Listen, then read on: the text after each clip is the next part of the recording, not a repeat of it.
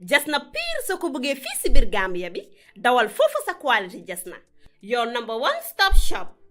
Ana sama jigéen ñi dama bëgg ngeen jox ma seen nopp garme yi ndaxte quality Jasna amal nañ leen ay til yu toj daala poos abaaya yu yiiw waaye it amal nañ leen ay boreda yu rafet boreda yoo xam ne pour góor ñi la ak pour jigéen ñi amal nañ leen body scrub yi nga xam ne nii dafay defar seen yaram bam nice waaye it fàttewuñ fa diw yi.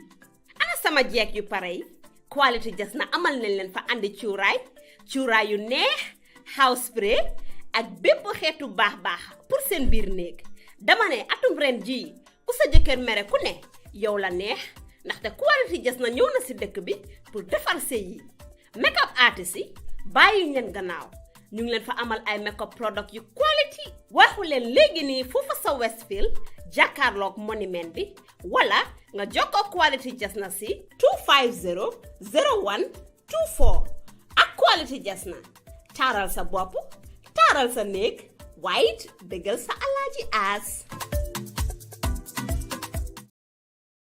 Please say no. That is how. Motion. Yes, please. Member for Sami, go ahead.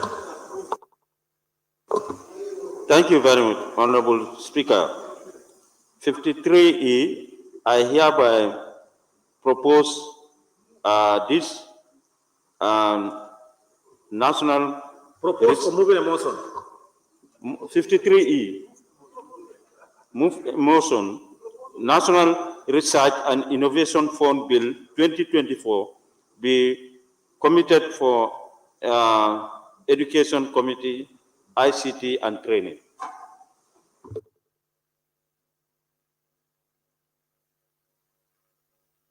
National Research and Innovation what?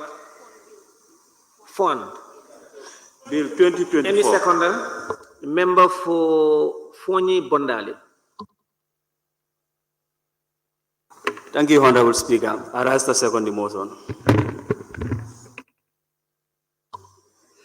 It has been moved and seconded that the bill entitled National Research and Innovation Fund Bill be committed to the Select Committee on Education. Those in favor, please say aye. Those not in favor, please say no. The ayes have it. Motion. Yes, please go ahead. Thank you, Honorable Speaker. I hereby move a motion 53E to commit the bill Student Revolving Loan Scheme Bill 2024 to the Joint Committee of FPAG and Select Committee on ICT, Education and ICT Training. Thank you.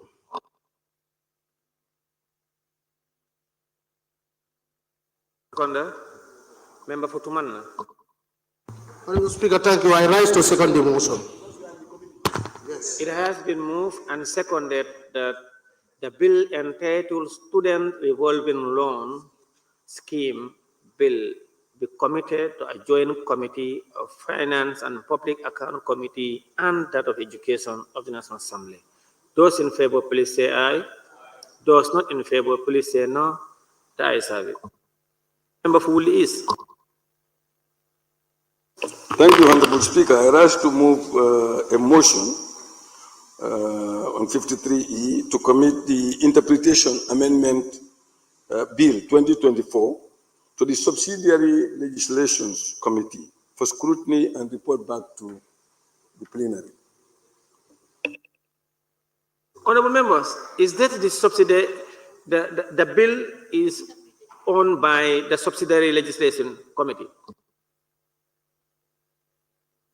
We agreed to give it to them for scrutiny, better scrutiny and report back. Honorable, please, order, please, order. Honorable members, honorable member for all Yundum, please. Honorable member for all Yundum. All Yundum, yes. Honorable member for all Yundum. Order, Senate, please stop engaging members. Member for all Yundum, you raise your tag. Actually, I just wanted to observe, I think that particular bill should be referred to a joint committee because it's a constitutional matter. I think the Committee on Human Rights should also have a hand in that and support the Subsidiary Legislation Committee. Yes, member for Kiang West. Yes, I cannot put it better than member for Ol Yundum. The bill emanated from subsidiary legislation. It's a committee bill. So we are returning them back to only their committee alone. It's not going to make any much difference. So it's better we go by the joint committee with the Human Rights and Constitutional Matters, so that those people can also add more value on the document. Thank you. Member for Talinding Kunjang. I'll come to you, Busumbala.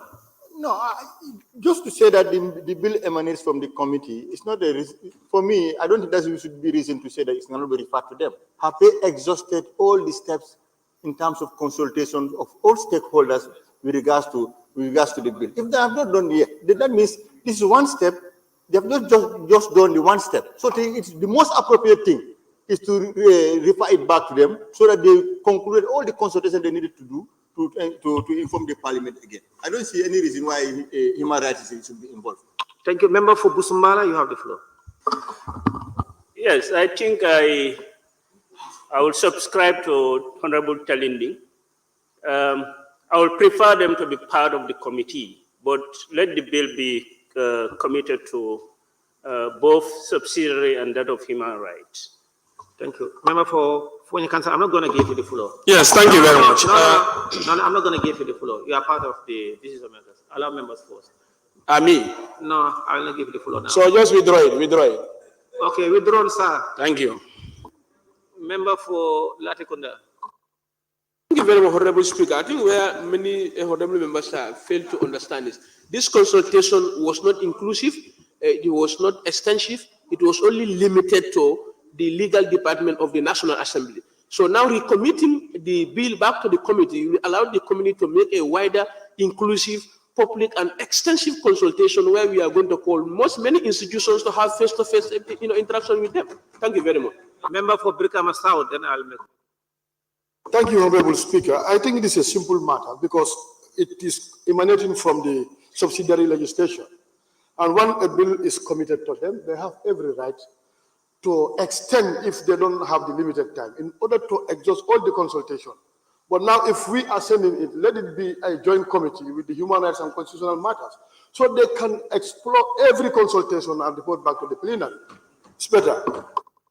But members, I will give last the member for Tumanna. Thank you very much, Honorable Speaker. I think the right thing is to give it to the Joint Committee of Legislative and Human Rights so that every corner of the stakeholders can be consulted. Then they come back with a tangible report that we expect from them. Thank you. So, subsidiary. Yeah, honorable members, I have to listen. Honorable Chair of the subsidiary legislation, please take your seat. There are issues affecting you directly. You should listen. Honorable members, I had the member for Talinding Kunjang.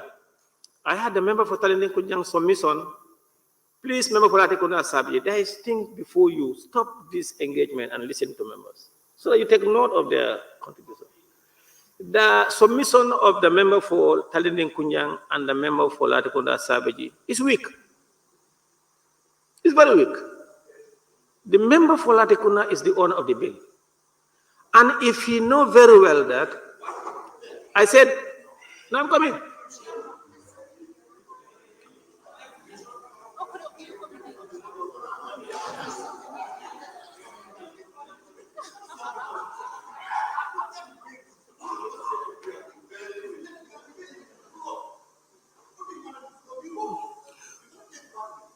Honorable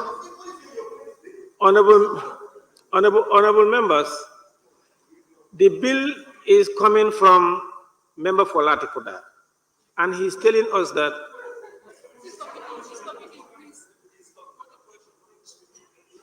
this bill, Honorable Speaker, is not my personal bill. This bill emanates from the subsidiary legislation of the National Assembly established by this National Assembly, which by default I become the chairperson. I don't own this bill. You cannot say I am the owner of this bill. I don't own this bill. The committee members are here. This is a subsidiary legislation bill, a committee legitimately established by this National Assembly. By default, I become the chairperson, please. I'm not the owner. I agree. You are okay. It's owned by the committee, and headed by the member for Latikunda. Is that okay? Honorable members, I think it will be more appropriate, because if the committee is saying they have not finished, the procedure was to withdraw the bill, go back and consult, because it's their bill. In the event that they have not withdrawn their bill and they table the bill, and it is now committed to the ABC should not commit the same bill to the owner of the bill. You know, honorable members, you cannot commit a bill to the owner of that bill. It's not appropriate. I don't know, member for Serekunda West, can you help us if you have help? Speaker, I don't think, Honorable Speaker, one can make any other statement other than that you have done. The bill emanates from a particular committee. Well, like you rightly said, if they are not done with the bill, they could have withdrawn and do the needful and bring it back to the parliament. Now, it is not appropriate to give it back to them to scrutinize it. Yes, Speaker. Yes, member for Jara Central. Thank you very much, Honorable Speaker. Honorable Speaker, I have been here for almost 7 years. But this is going to be first of its kind in Parliament. For a bill to emanate from a committee, done all their work on the bill, bring it to plenary, and plenary refer it to ABC. ABC in turn, you are telling us that ABC should in turn refer that bill to the same committee that bill is coming from. Let us try and do the right thing. We cannot commit this bill to subsidiary legislation. Thank you. We cannot. Honorable members, yes, I'll come to you, sir. Honorable members, I think the ABC should, for me, I don't know, but as the member for Talending indicated, I am not participating in the debate, but just helping to guide the process. Because this bill belongs to all of us. That is why I made this comment. And then even a joint committee, they should not be included in that joint committee. It's either they withdraw it or you commit it to another committee. But the ABC, I don't know. But, you know, it defies logics. The member for Serekunda West have put it. But telling me, if you are offended, I apologize. But that is the hard fact. Okay, I apologize. Member for Talinding Kunyang, I apologize. So ABC, what is your position now? Yes, Honorable Speaker, the rationale why we have decided what we have decided. We thought that this is no, wait, I have not finished with it. Our thinking is that it's an assembly bill. The bill belongs to all of us. And they are directly responsible for this. So if we give it to them, they will do the needful. But as you said now, I would move that a motion on the 53E to commit the Interpretation Amendment Bill 2024 to the Human Rights and Constitutional Matters Committee for scrutiny and report back to the plenary. Any second? No. Speaker. Sabasanyal. Member for Central Badebu, member for Central, Jara Central, please. Thank you, Honorable Speaker. I rise to second the motion for the bill to be committed to the Human Rights Committee. Thank you. It has been moved and seconded that Interpretation Bill 2024 be committed to the Standing Committee on Human Rights and Constitutional Matters. Those in favor, please say aye. Those not in favor, please say no. The ayes have it. Motion. Member for Sami. Thank you very much. I move a motion 53E, Gambia Tertiary and Higher Education Trust Fund Bill 2024 be committed to education ICT and training. Any seconder? Member for Jara Central? Motion seconded, Honorable Speaker. I apologize, please. It has been moved and seconded that the Gambia Tertiary and Higher Education Trust Fund Bill 2024 be committed to the Committee of Education and Training. Those in favor, please say aye. Those not in favor, please say no. The ayes have it. Is that all, ABC? Clerk, we may proceed, please. Laying of papers and reports. Report of the National Assembly Standing Committee on Public Enterprises Store to NAWEG Social Security and GRTS sites by the chairperson of the Select Committee.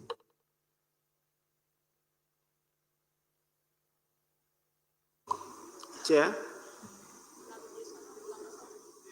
Member for Brikama South. Thank you very much, Honorable Speaker. Honorable Speaker, the report before us has been tabled to this Parliament, and a motion was moved to refer to us for us to strengthen and tighten our recommendations.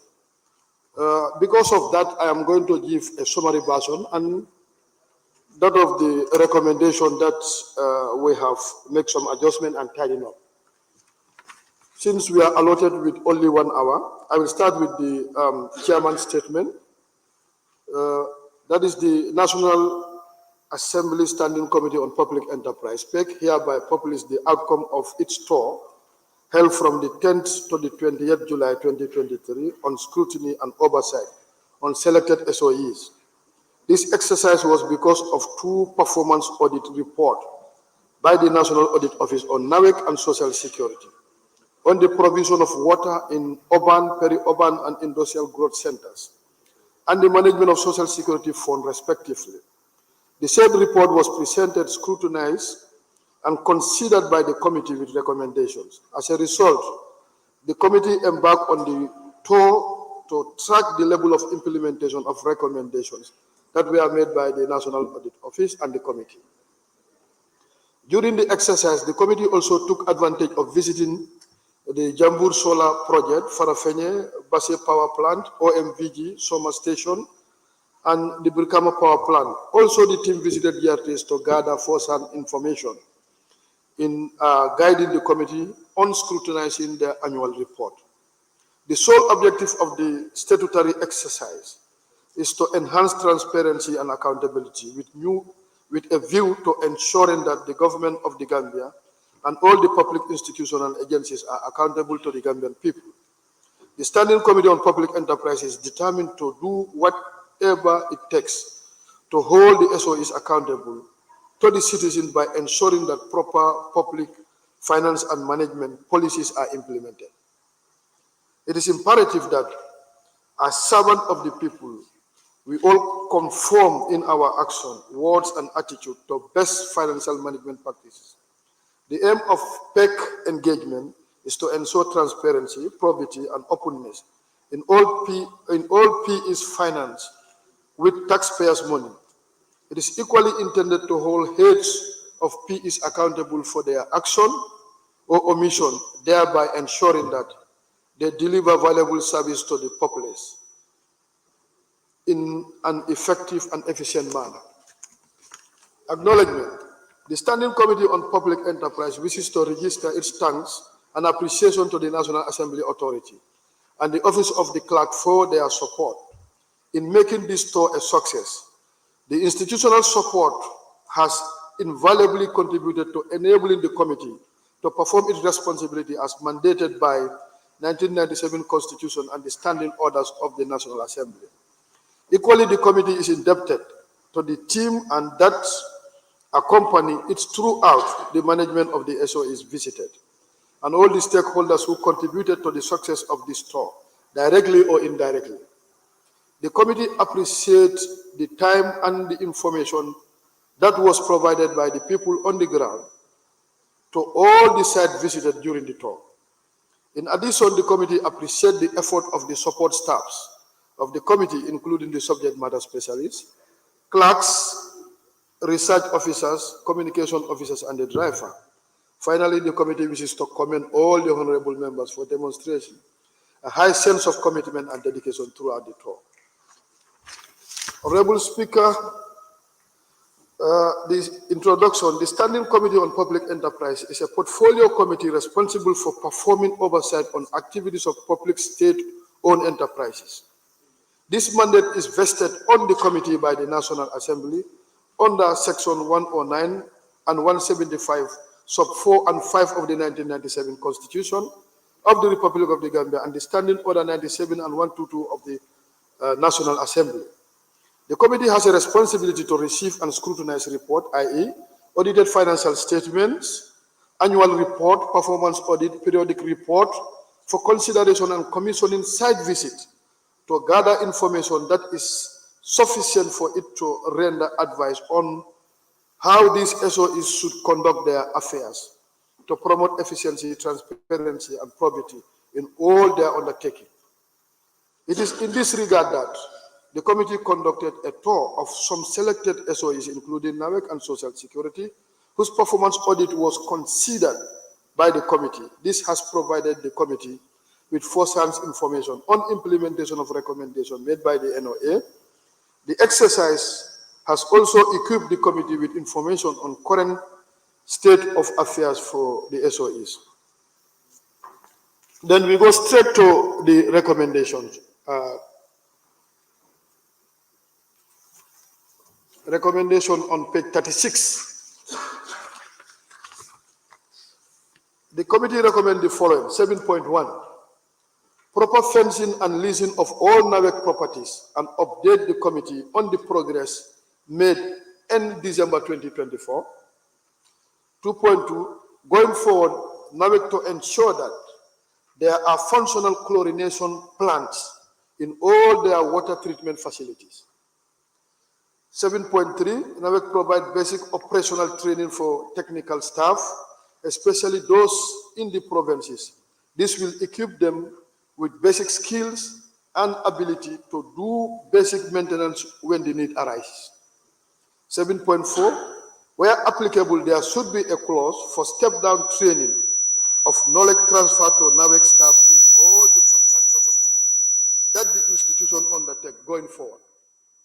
7.5, Ministry of Petroleum and Energy to work with the Ministry of Regional Government, Lands to secure properties, land banking for future borehole drilling in the country. 7.6, the commandeering of NAWEC vehicle by the Government Vehicle Control to cease immediately and return all the impounded vehicle as this hinder the company operations. 7.7, the Social Security to ensure that employers pay their monthly contribution on time for timely payment of benefits to employees. Social Security, 7.8, Social Security to make periodic assessment of new businesses to make sure they are registered with them, to ensure they are registered with the relevant scheme. 7.9, Social Security to fast-track the implementation of Social Security Management Information System to ensure timely and accurate and assessment of contribution and payment of benefits. 7.10, going forward, GRTS should only procure digital equipment to fast-track the digitalization process. 7.11, board and the management of GRTS to come up with a strategic and innovative business idea to maintain the relevance and viability in the digital era. On that note, Honorable Speaker, I beg to move. Thank you. Any seconder? Any seconder? Member for... Yes, I saw you. Willis, what happened? What Willis, what happened? You want a second? Okay, please. Member for Willis. Yes, thank you very much, Honorable Speaker. I rise to second the motion. And I also want to make a small contribution, little contribution. Honorable Speaker, this report is very important. And I thank the committee for a very good job done. And I implore on them to continue with this, to ensure that they continue to follow the SOEs so that we'll be able to attain the level we want to attain. Honorable Speaker, we know that not all SOEs are necessarily supposed to pay dividend or make profit. We expect them to provide the necessary service to the general public. The necessary service to the general public. That's what we expect from them, some of them. But for some of the SOEs, we also expect them to make profit and pay dividend to the state. Because we all know that the Gambian state is not investing in the productive base. We are mainly based on taxation. But if our SOEs work efficiently and started to pay dividend adequately to the Gambia government, we'll be able to get sufficient revenue to be able to carry out all the services that the state requires. But unless we reach that level, we'll not be able to, we don't have a step forward. So on that note, Honorable Speaker, I believe that the NAVEC is one such company or SOE that should base its efforts to ensure that they serve the general public efficiently. Once they attain that, we'll be satisfied with them. The other SOEs, we expect them to pay dividend. And the more you follow them to be able to reach that level, the better we are placed. Thank you very much. On that note, I thank you.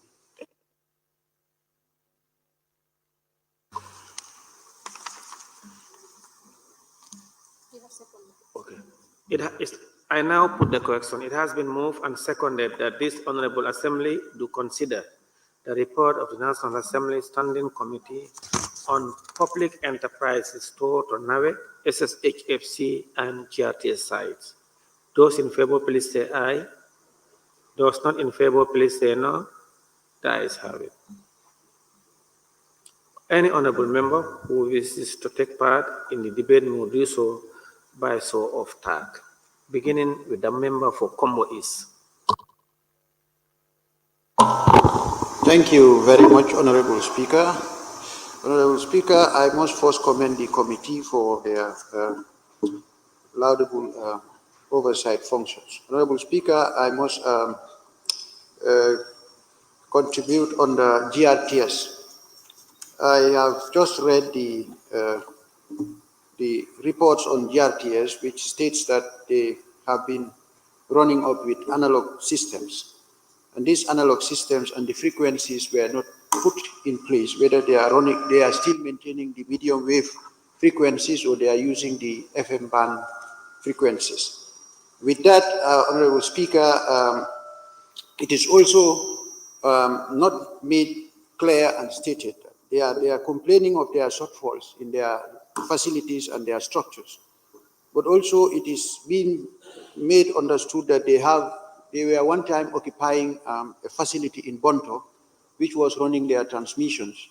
And this has not been captured in the report, and I would want to know how far those facilities are and at what use are they to the GRTS, since there are valuable facilities, structures that are put in place, and these things are never occupied and they are still running. They can still be disposed for adjustment in other areas that they are crying of. On that note, Honorable Speaker, I beg to take my seat. Thank you. Now, the member for Fonyi Bintang, you have the floor. Thank you, Honorable Speaker. I want to thank the committee for going on the tour and revealing as it is. Honorable Speaker, we are in the 21st century. If one may ask me whether cassettes are still in existence, I would say no. But looking at the report, page 31 of 41, GRTS radio, going further, using analog and cassettes are still in use. So they are still using cassettes in GRTS. Honorable Speaker, looking at the same page, SAP was spent on the 2021 presidential election and purchase of some digital equipment. 2021, some digital equipment were also purchased for election coverage. Okay. In the same vein, going down further, you look at page 32 of 41, Abuko GRT station. This one, it is saying various institutes attached to the mast and the attract lightning. There are no UPS and standby generators in this station. You see, Honorable Speaker, as a nation, it is us that can develop ourselves. This is the only GRTS that is available for us. And before we take $41 million, giving it to different radio stations or giving it to other radio stations in the world, just for them to publish what we are doing and what we are doing not, just for them to defend us. Why can't we use that $41 million and spend it on GRTS? What will be wrong with that? Why can't we empower our own? Why can't we appreciate our GRTS? And it is also stated that we cannot tune our own GRTS in our own country. So you can only tune it through the channel. And if you have no channel, you cannot have access to GRTS. That shows that we are not ready. That shows that we don't appreciate our own. What will be wrong if we were to use that 41 million into GRTS? That will have gone a long way in empowering GRTS so that we can access it in our own way, in our own country, even not using the channel. Honorable Speaker, I want to beg this National Assembly, and please before this National Assembly, that cassette should be a thing of the past in GRTS. And all of us then stand by it and fund GRTS as expected. On that note, Honorable Speaker, I mean this, and we all stand by that. Thank you. Thank you very much. I thought you believe in Africa and culture and our tradition. We are known for cassettes. He says you are Pan-Africanist. Now the member for Upper Salem, you have the floor. Thank you very much, Honorable Speaker. I want to thank the committee for giving us some information about what's happening with some of our state institutions, like GRTS and NAWEC.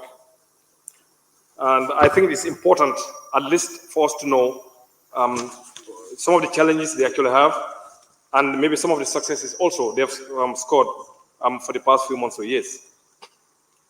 Honorable Speaker, if you look at page 8 of the report, that's Kodu Water Tank and Substation. It's saying that the committee inspected the facility and the tank is in good order.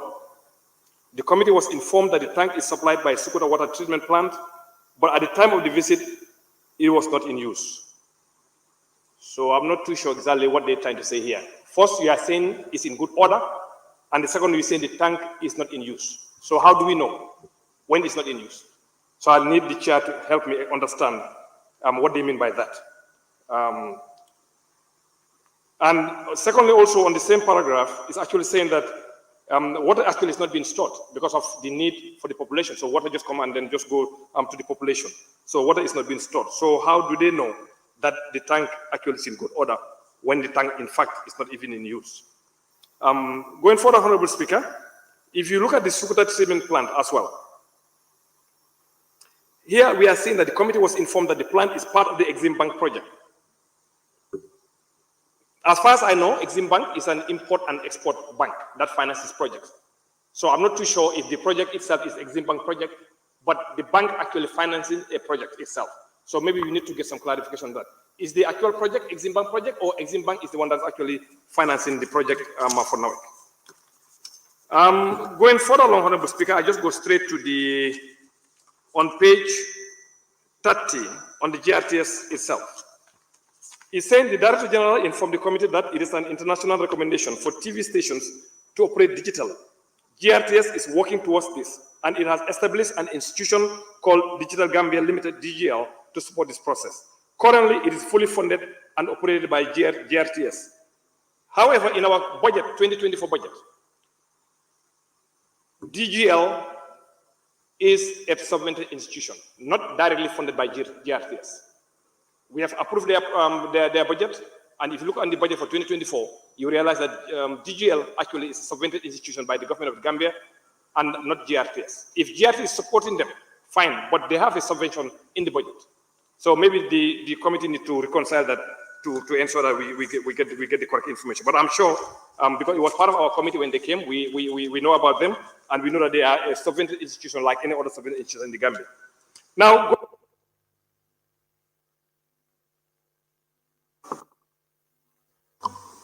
or you,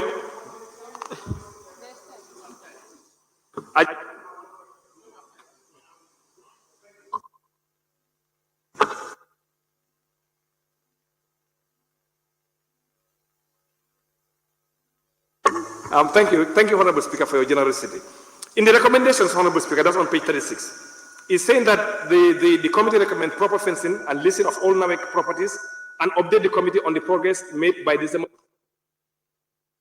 What's happening? It's okay. Huh? Oh, it's back again. Somebody played with my mic. Okay. Now, what I want to find out, because they're saying that the progress made by end of December 2024, I want to find out, is this actually part of the strategic plan for NAWEC to fence all their properties, and is that been budgeted for? Thank you very much, Honorable Speaker. I now invite the member for Ilyasa. Thank you very much, Honorable Speaker, for giving me the floor. Honorable Speaker, let me first of all thank the committee for doing a wonderful job, because if you look at the report, definitely they have done a lot. Honorable Speaker, if you look at the objective here is for them to have first-hand information on the state of affairs of this institution. NAWEC, as far as NAWEC is concerned, my question is whether the committee, whether they try to find out the high shortage of electricity in the greater Banjul area. So far, that's my question. Thank you very much. Yes. Thank you. I now invite the member for Serekunda West. Thank you very much, Honorable Speaker, for giving me the floor. I will join my colleagues to thank the committee for what they have presented before us. It amounts to resources, both cash and kind. I want to look at the recommendation where they indicate that GRT need to procure digital equipment to fast-track the digitalization of the station. The digitalization of GRTS is long overdue. If you look at when GRTS came into operations, up till now, GRTS cannot meet that requirement. And like some other members said, it is really very unreasonable to spend monies amounting to millions to private commercial businesses just to do exactly what GRTS is supposed to do. If we had plowed that money to GRTS, I'm quite sure the issue of enough functional cameras would have been possible. As the report indicates, there are only 4 functional cameras. GRTS, National Broadcaster. Honorable Speaker, I think GRTS needs more funding, and the Parliament should be generous enough this coming budget session to really give them what will make it functional, what will make us proud as a state broadcaster. I would ask the mover of the motion to tell us whether during their interactions with GRTS, they have come out with any amount of camera that would be fit for purpose, since they said there are only 4. Honorable Speaker, moving to NAWEC. NAWEC has a very important and wide role to play in the life and livelihood of Gambians. But what Gambians are facing these days is just horrible. Lights keep going off, sometimes in some cases 6 hours, 7 hours, on a daily basis, load shedding. This is something that is really becoming too acceptable. Therefore, what we need to do is now we need to have qualified and competent and dedicated staff, and the Parliament can really play a role, and the state.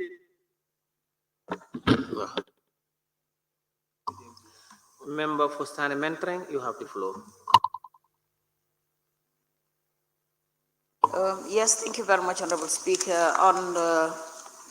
Honorable Speaker, first I will have to thank the committee for laying the most comprehensive report to this plenary today. But then not also forgetting to thank the support staff, which is the committee clerks and of course the SMS as well. And also, Honorable Speaker, looking at the report or having gone through the report, there is only one important point that I would like to raise, which is on page 36 of 41. In the conclusion, where the second paragraph, where it reads, the committee noted that the most of NAWEC properties are not secured with armed security, and some do not even have a security at all. I think the people within that surrounding, their life is at risk, because water or whatsoever, that people within that surrounding will be using. The reason why I said their life is at risk is because water is very, very important in human's life. And when there is no security at that sector, it's threatened, really is. It's really threatened. And I feel this is very, very important. There should be no area where we are using that water and there is no security, at least to protect the citizens of this country. So on that note, Honorable Speaker, I just want to show the importance of security at that end. So on that note, I get to take my seat. Thank you. Thank you, Honorable Member, for that intervention. I now give the floor to the member for Jara West. Thank you very much, Honorable Speaker, for giving me the opportunity.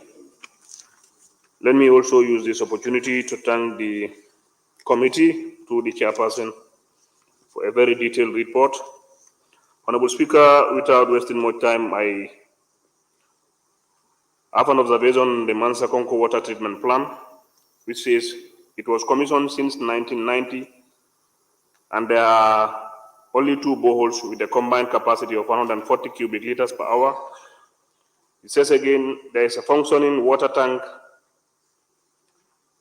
combined capacity of, with a capacity of 6,000 cubic liters. There is also a functioning standby generator connected to both the borehole. The chlorination plan is down as the committee visit. What I want to ask here, the chlorination plan is down during your visit. And I've seen in your recommendation, you recommended that for all the chlorination plan to be, but there is no time frame. You don't give any time frame in your recommendation. That's an observation. I would like to see that recommendation to go with a time frame. And then the audit report also says the perimeter fence has collapsed and there is no security at the facility where the second borehole and the tank are located. This is serious. The premises where the first borehole and the standby generator are located have daylight security, but none during the night. In your recommendation, I have not seen where you recommended for them to have a watchman or somebody to look after these boreholes or the premises where the borehole is. I believe these are my observations, and in your recommendations, this page 36 of 41, in your recommendation to ensure that there are functional chlorination plants in all their water treatment facilities. This is where I'm saying. I believe there is a time frame should be attached to this, because these people, when you just tell them, try to do this, they will not do it at the right time. At least they need a time where when you go, or we will have time to go back there and see whether it is addressed or not. And also the issue of the watchman. You should have recommended something for them to have a watchman to look after all where their boreholes are. But these are water that people drink, which need to be secured. We need security in these premises. On that note, Honorable Speaker, I want to submit. Thank you. Thank you. Nominated member Kebalang Fofana, you have the floor.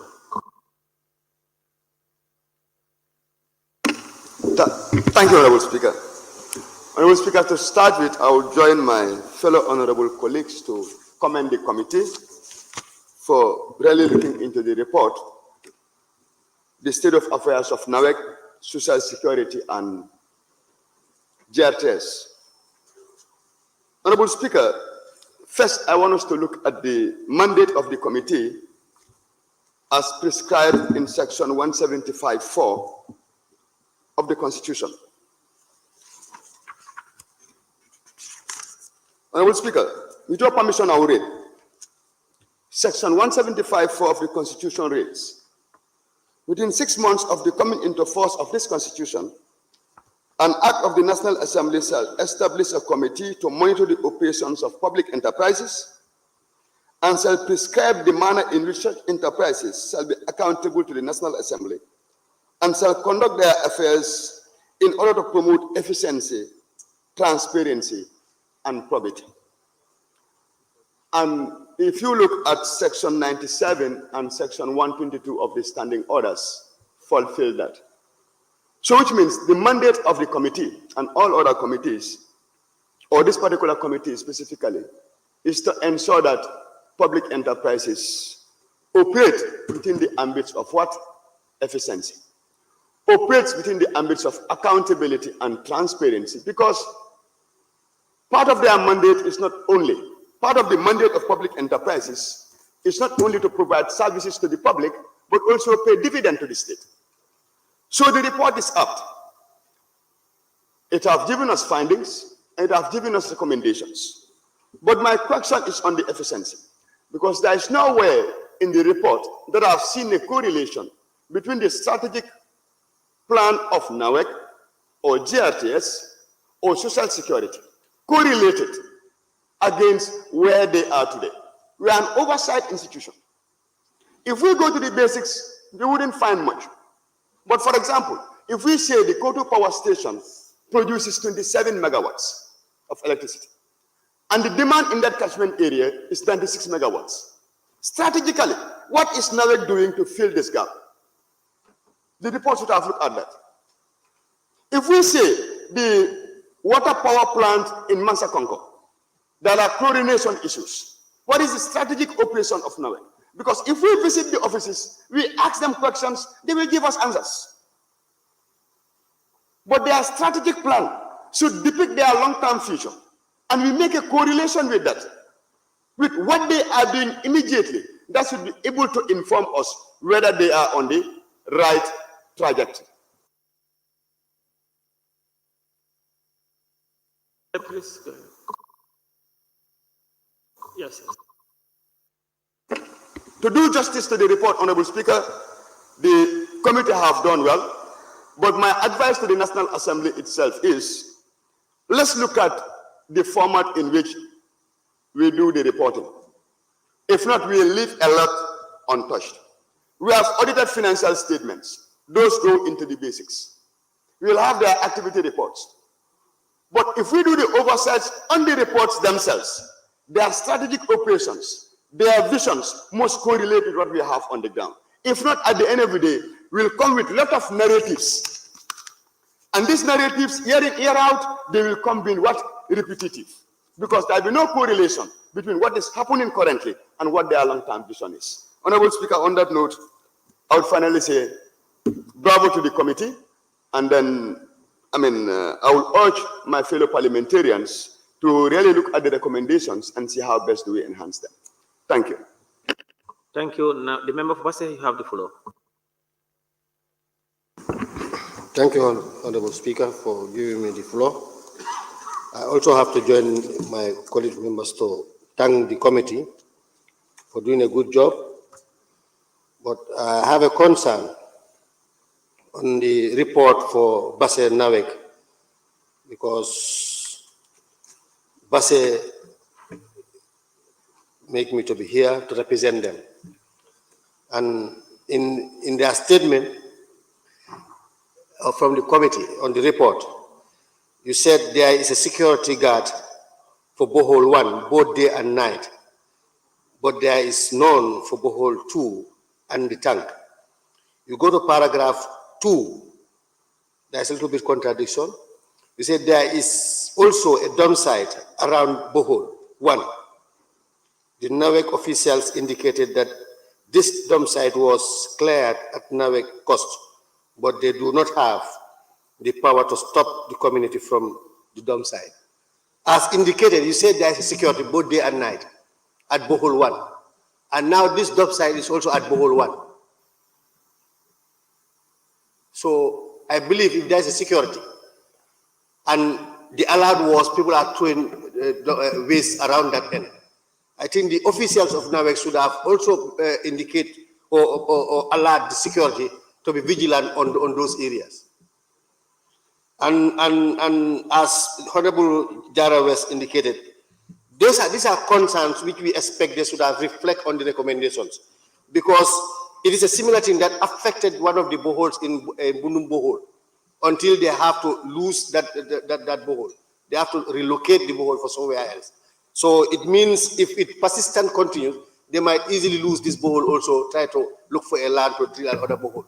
And this borehole is very important. It's serving the entire URR. Members, are we willing to sit down within a day without water? I don't think. So, Honorable, please, I think this is a very important thing. I think we need to consider in the recommendation. Quickly on the GRTS, I think it's a collective responsibility for the entire members to look at GRTS and see how best we can upgrade, because this is the National Broadcasting TV, and we tasked the committee on education and ICT to consider when it comes to the budget bilateral, so that they can at least see how best they can consider on their budget and try to improve GRTS. At least by next year, when the committee goes there, we'll have a different report. Thank you so much. Thank you, Honorable Member. I now give the floor to the member for Busumbala. Thank you very much, Honorable Speaker. We thank the committee for providing this precise and wonderful report.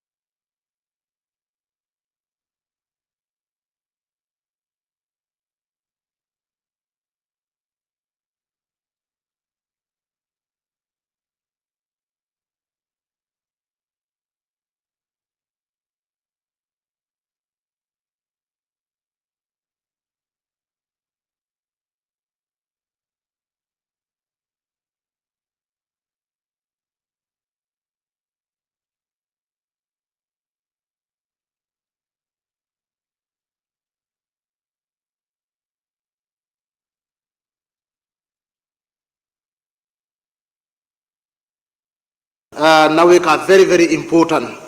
In fact, they are interconnected. If you go to GRT, if you go to Basse, especially during the rainy season, whereby NAWEC always go on and off, you see that full day GRTS Basse will not be operational.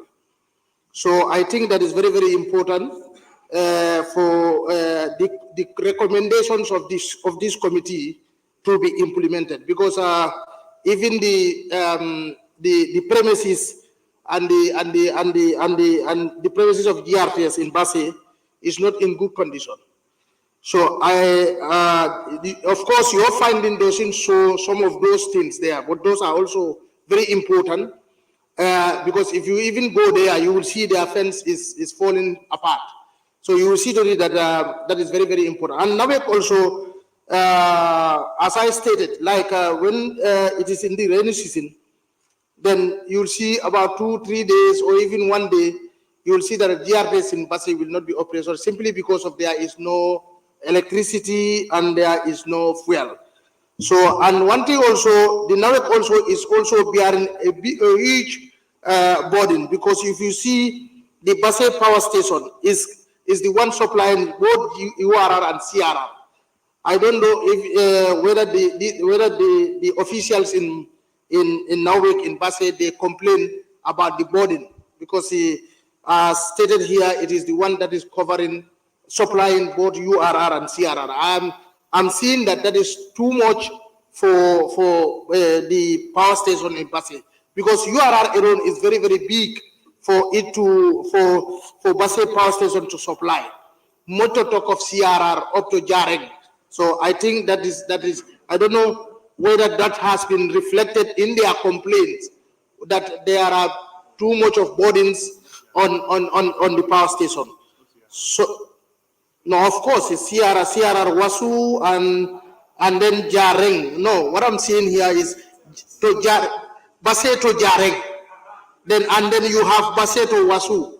So it's all part of the power station in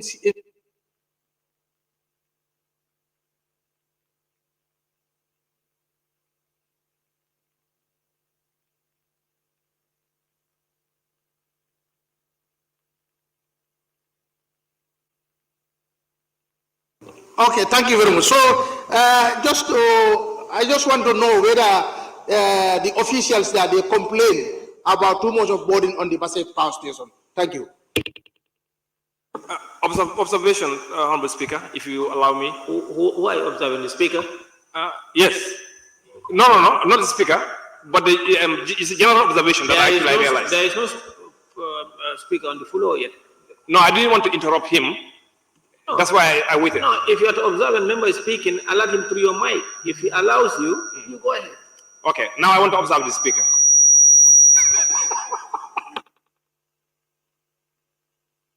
No, it's very important about the issue of NAWEC, that just to let maybe the new members know, we've actually approved $30 million here in supplementary appropriation 2021.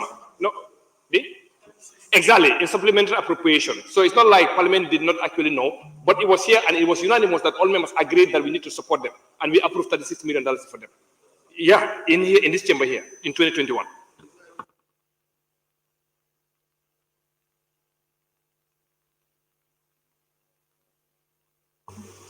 The member for Fonyi Jarol, you have the floor.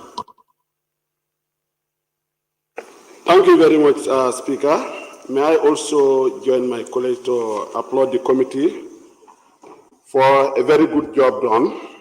But I'll still insist to say that you've done a very good job, but a lot is left out.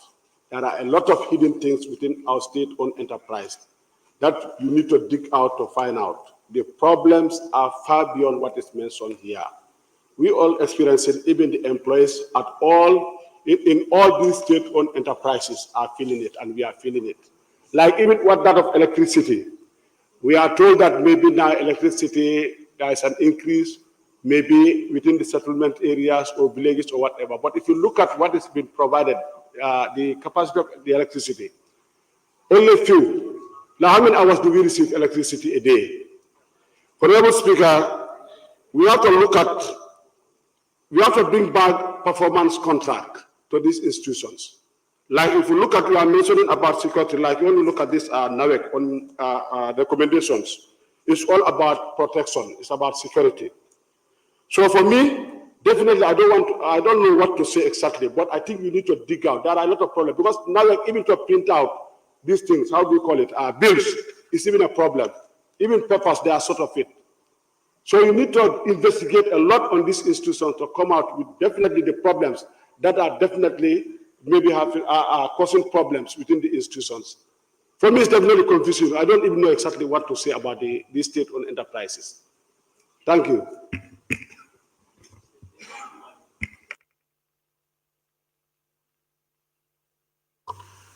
I now invite the chair, the move of the motion, to respond to issues raised and wind up the debate. Thank you very much, Honorable Speaker. First, I just want to make some clarification in respect to the report.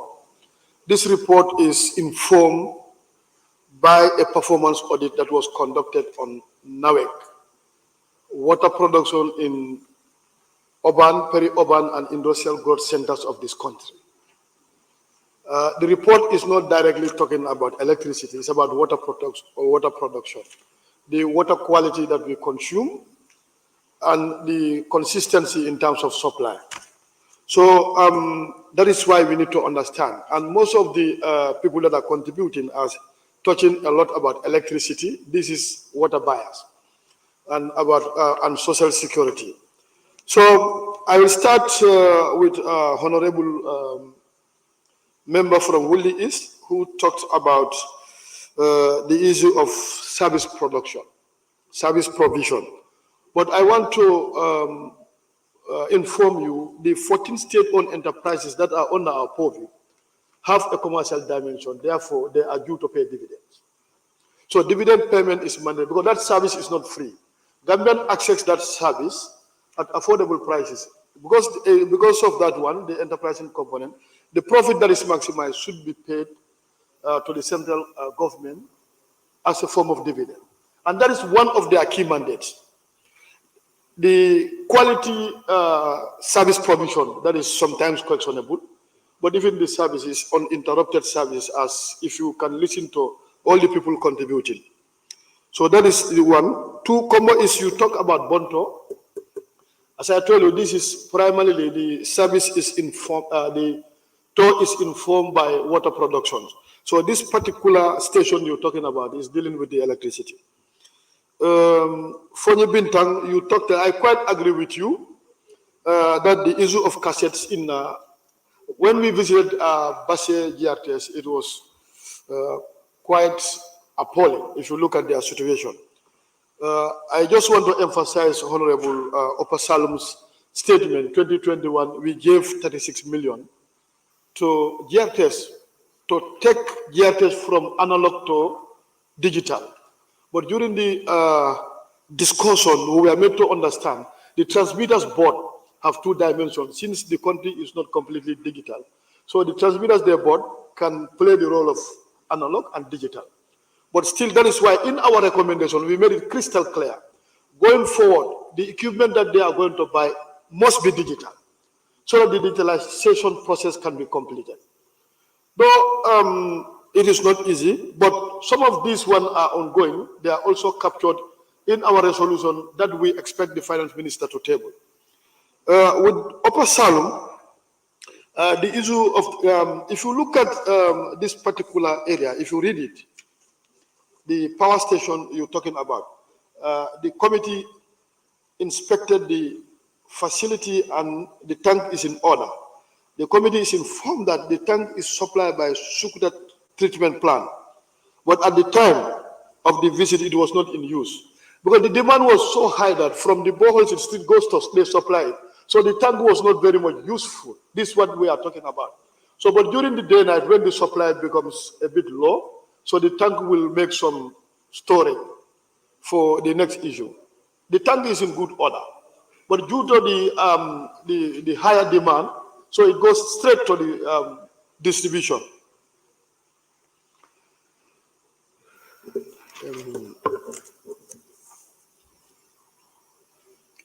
Ilyasa, you talk about the electricity. This is purely on water. So that is why the other issue you talk about, that is the DGL. We are informed DGL is wholly and solely owned by GRTS. And they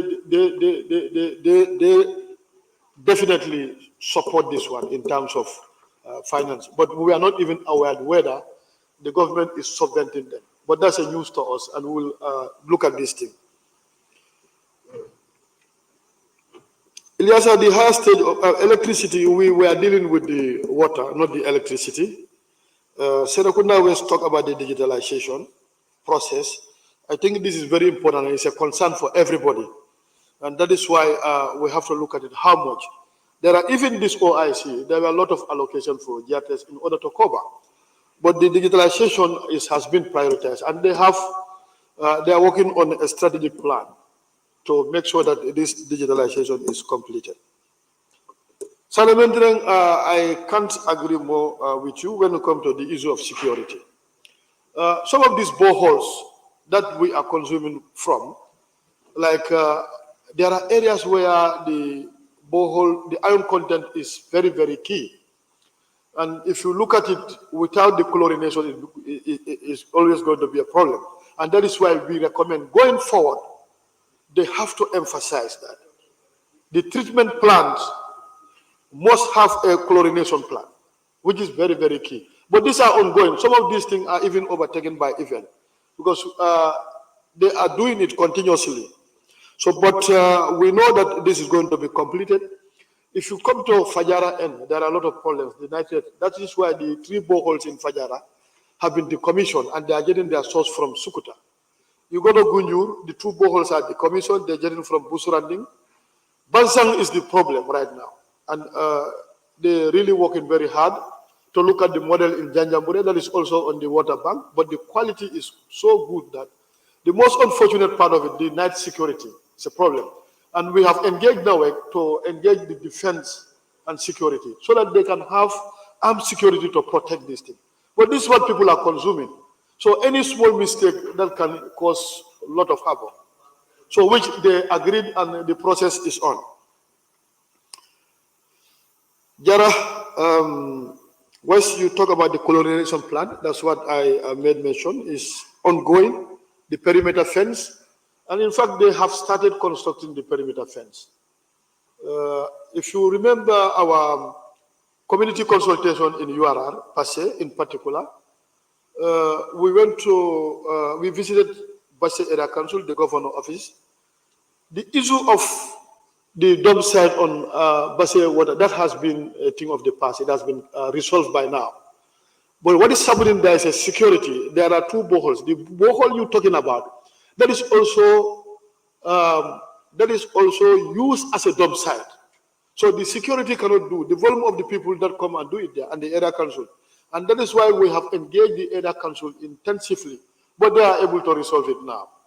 Because we are not even comfortable putting dump site, especially liquid waste.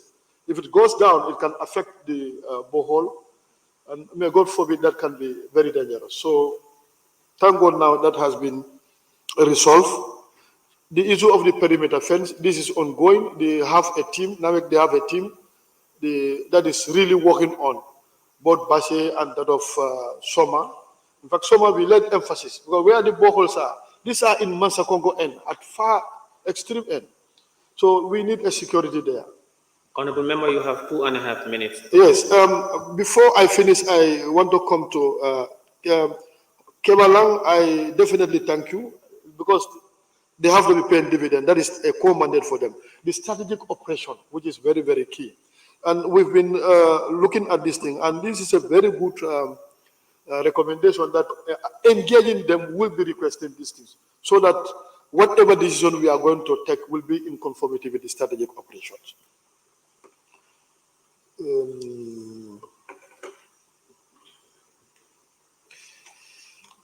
Yes, the issue of, most of them emphasize about the issue of electricity.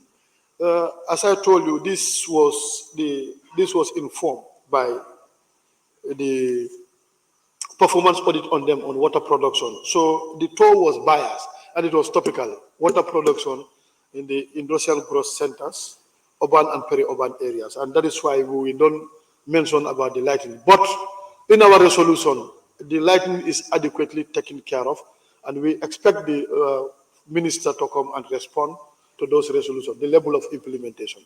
On that note, I want to thank each and every one of you who were here and take part in the debate. It has really enriched our discussion.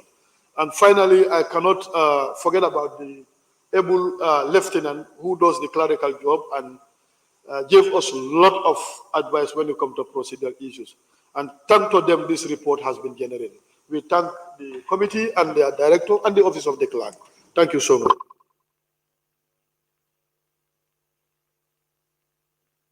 Thank you very much, Honorable Chair and Member for Brikama South. Let me now put the question. Be resolved that this Honorable Assembly do adopt the report of the National Assembly Standing Committee on Public Enterprises to NAWEC, Social Security and Housing Finance Corporation, and the Gambia Radio and Television Service Charter sites. Those in favor, please say aye. Those not in favor, please say no. The ayes have it. Thank you very much. Clerk, we may proceed. Laying of papers and reports. Report of the National Assembly Select Committee on Agriculture and Rural Development to regional directorates and other institutions under the Ministry of Agriculture by the Honorable Chairperson of the Select Committee.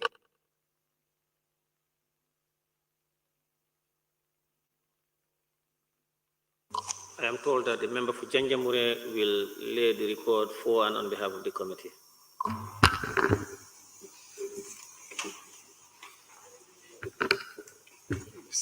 Thank you very much, Honorable Speaker. I want to seize this opportunity to also thank my colleague committee members under the Select Committee of Agriculture and Rural Development. However, the chairperson should have been doing this, but again, he traveled out for other commitments, so I step in to take you through this very important report, which with our monitoring, which we started from the 29th of January to the 4th of February, 2024. So I may not really take you through the whole report since we all have a copy of the report. So I'll be just looking at certain points that might be crucial to our work. I would start with the acknowledgement, which I would definitely take you through with the intro of the report. The Select Committee, that is the acknowledgement, the Select Committee on Agriculture and Rural Development sincerely appreciates the magnanimous gesture accorded to it by the Office of the Clerk for facilitating the tour, which was completed successfully. The committee extends its profound gratitude to the project director of CPCU and all regional directors accompanied the team throughout the tour.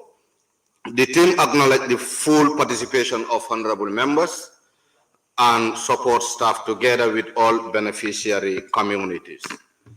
Introduction. In accordance with its oversight mandate outlined in Section 109 of the 1997 Constitution, the National Assembly Select Committee on Agriculture and Rural Development conducted a 7-day tour from the 29th to the 4th of February 2024. This comprehensive field visit is aimed at evaluating the status of regional directorates and institutions under the Ministry of Agriculture by engaging directly with stakeholders across the diverse agricultural landscape of the Gambia.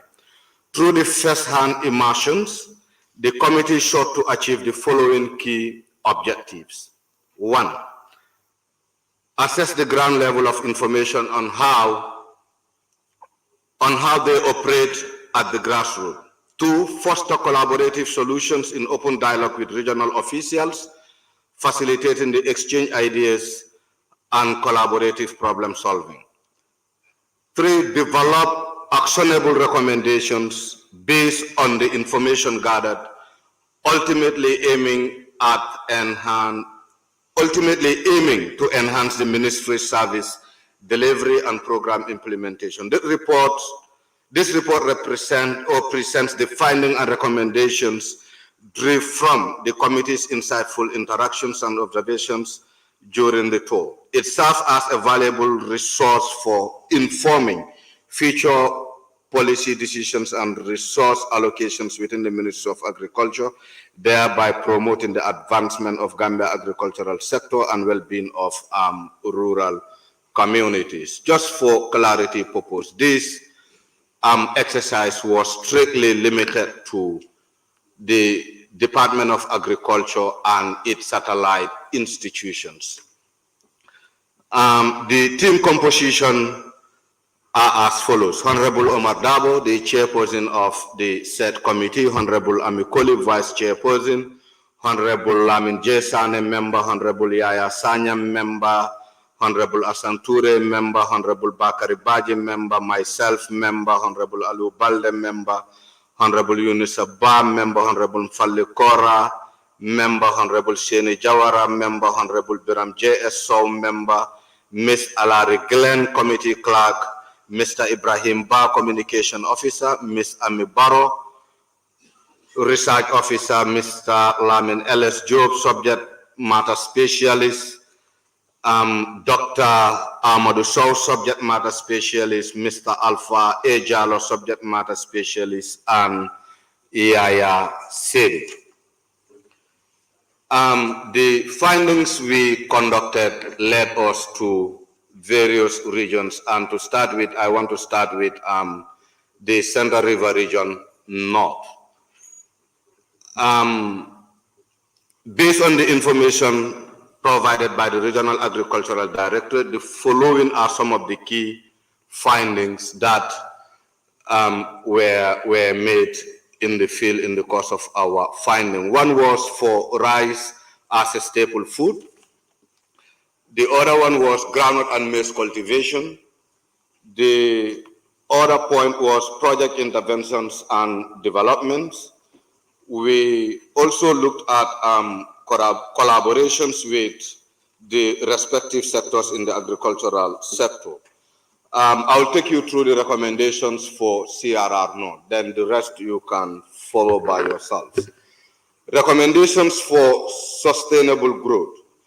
To unlock the full agricultural potential of CRR North and ensure food security, this report proposes several key recommendations. One is investing in land development.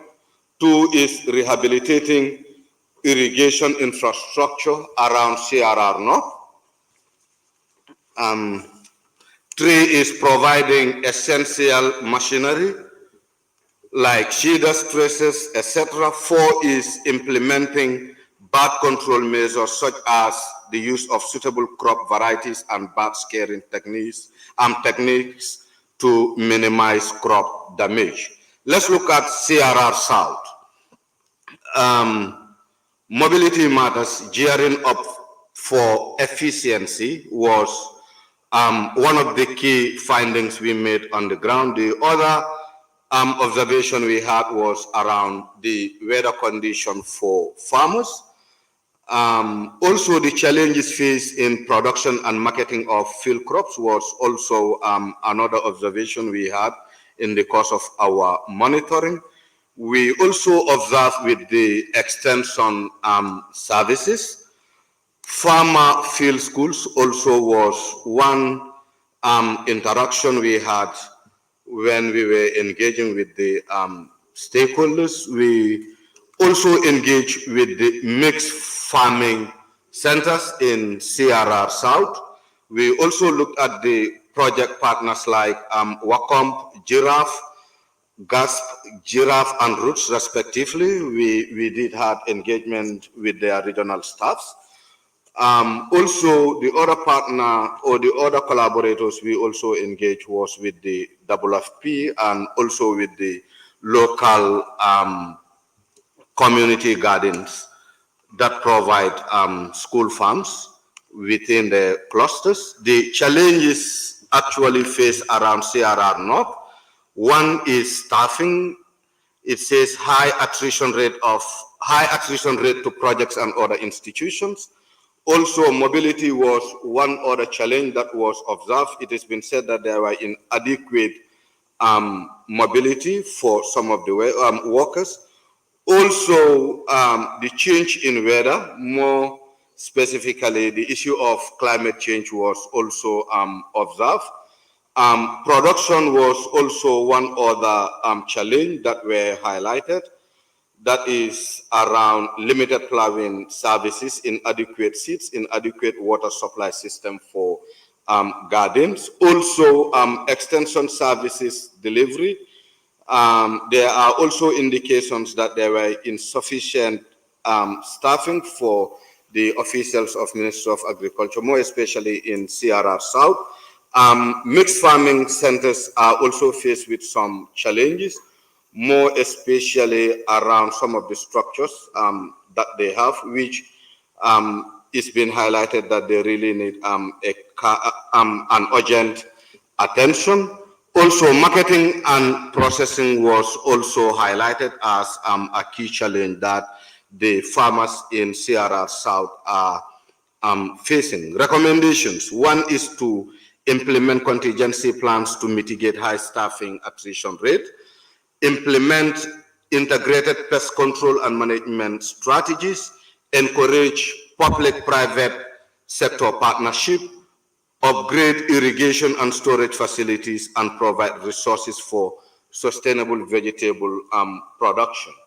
The other region we visited was North Bank Region Agricultural Directorate, and these are some of the things that our observations led us to, and I would allow you to go through, not to waste time, and I will take you through the recommendations that we put across.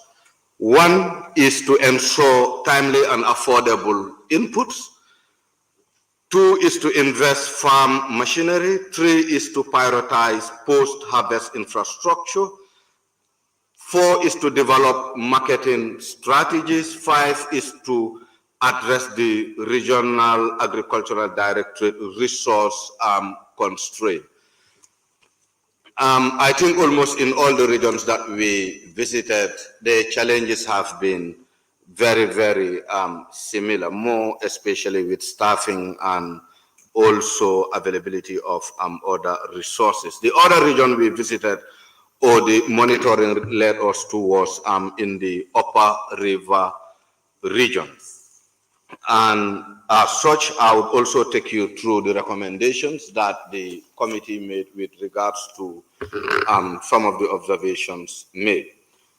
To propel the Upper River region's agricultural sector towards greater sustainability and productivity, the Committee on Agriculture recommends several actions: investing in the rehabilitation and expansion of pump irrigation schemes is paramount to unlocking the potential for dry rice season production, boosting income and food security. One reason why we made this recommendation is to help the Ministry of Agriculture to engage farmers on year-round rice cultivation. And this can be only achieved if some of these irrigation channels are being rehabilitated. So this is why our recommendation actually captured that. The next region we visited was West Coast region.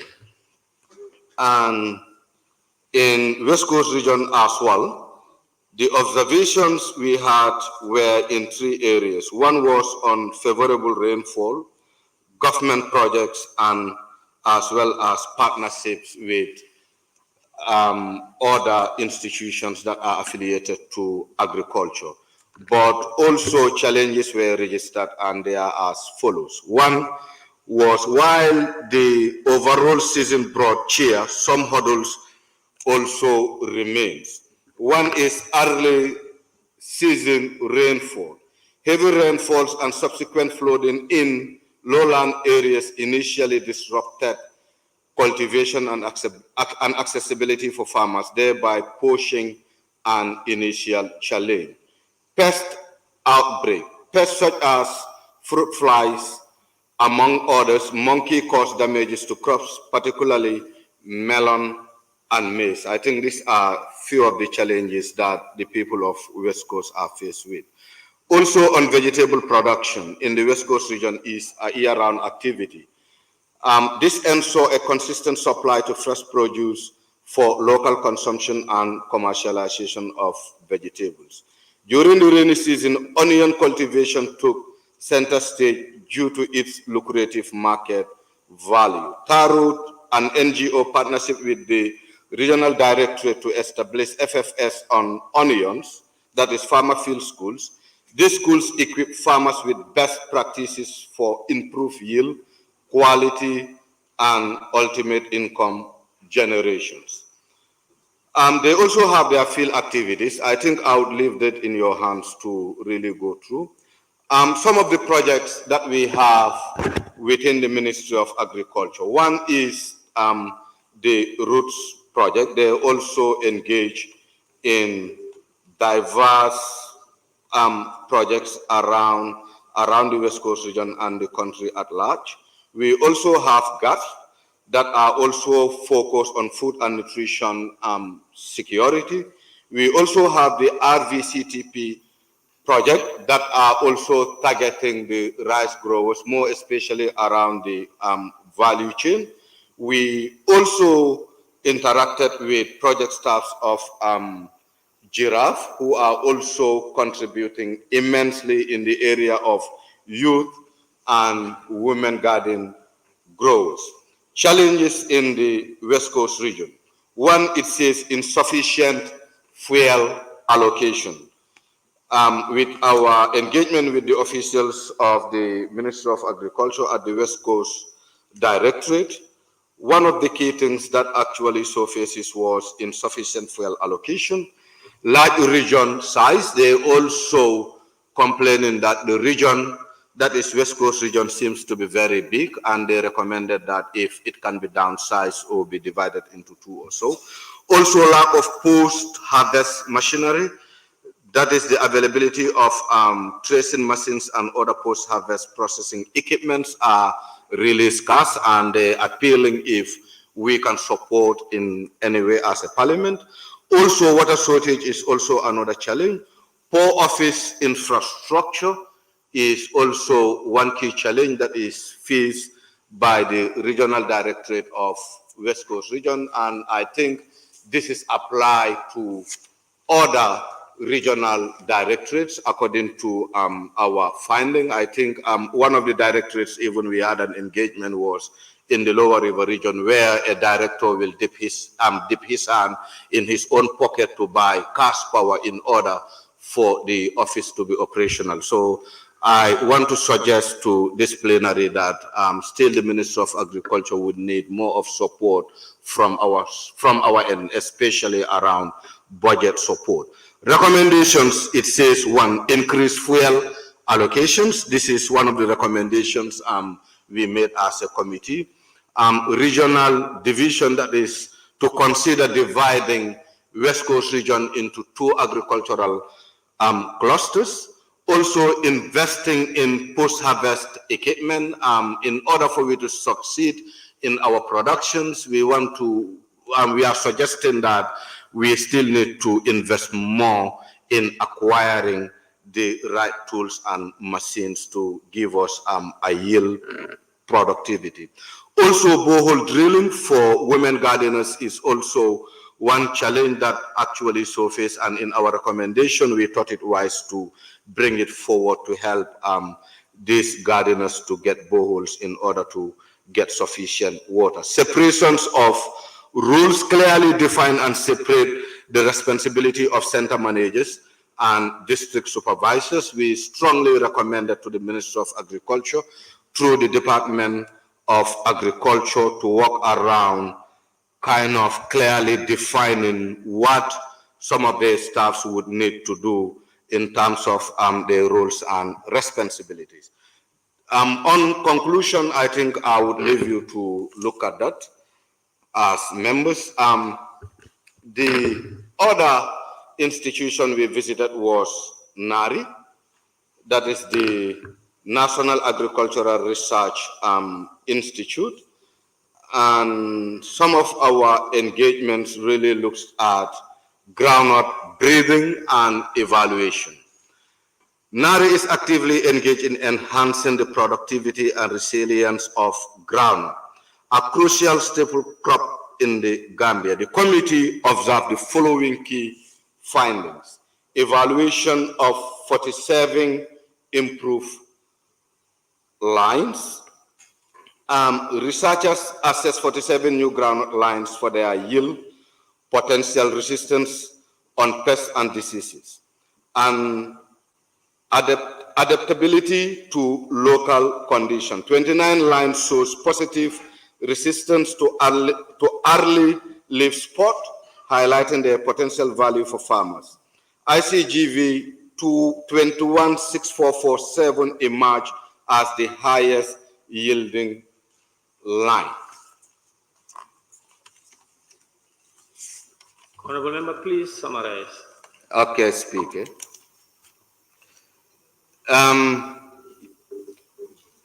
Also with NARI, I think I will leave the rest for us to look at. They also look at organic and inorganic fertilizer impact on tomato. Also with organic fertilizer, there were emphasis by NARI that the parliament need to support them with a better allocation wherein the ministry can look into improving on that aspect. Let's look at integrated pest management, that is from NARI. I think the rest of NARI I can leave it. The recommendations actually with NARI, I think it will be important we look at that. Increasing funding for NARI research and development activities, particularly in areas with high potential impact like drought-resistant crops and sustainable pest management.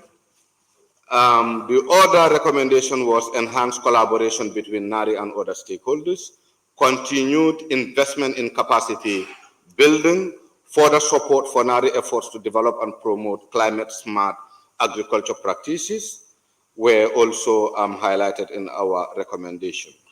I also want to take you through the Department of Agriculture. There's tranche 1, it says extension activities. Tranche, I will allow you to look at that, and also the input distribution, I would allow you to look at that. Then I will take you through the challenges and as well as the recommendations. One of the challenges that are faced by the Department of Agriculture is dilapidated infrastructure across the mixed farming centers, offices, residents, and requires rehabilitation. And I think some of us could be a living witness. If you go to the department at Bakau, you realize that the director himself in his very office during the rainy season, he always have to move with his decks in order to avoid rain intruding his office. So they definitely need a support. Limited budget, so that would also help to address some of the issues they have in their office. Decentralization. This element is very, very important because whatever we are trying to do for the Ministry of Agriculture, us as a committee believe that the life of rural farmers definitely matters, and as such, we want to see the full implementation of the agricultural policy. Also, mobility has been a concern. Infrastructure have also been coming up. Also, staff turnover have also appeared in the challenges that they face. Specialized labs and tools are also of necessity. The recommendations: explore partnership and opportunities to attract funding for further investment in input distribution programs. Ministry of Agriculture should allocate resources for rehabilitating the mixed farming centers, offices, and as well as their residents. Support full implementation of the National Extension Policy at the regional level. Facilitate or finance the construction of necessary laboratories around the country. Implement staff retention programs to reduce turnover and maintain institutional knowledge. We understand that most of the staffs within the Ministry of Agriculture would always go for secondment to some of these existing projects. And in order to avoid that, we need to come up with mechanisms to help retain some of these staffs within the Ministry of Agriculture as the parent institution. Also further develop the horticulture technical service unit's role in training and extension for improved vegetable production and diversification. Explore partnerships and opportunities to attract funding for infrastructure improvement and resource acquisition. Collaborate with Ministry of Agriculture to allocate for increased budget allocation and policy challenges that address identified challenges. Honorable Speaker, with this few remarks, I would like to take my seat and also to thank members of my committee. Any seconder? Member for Woodley East?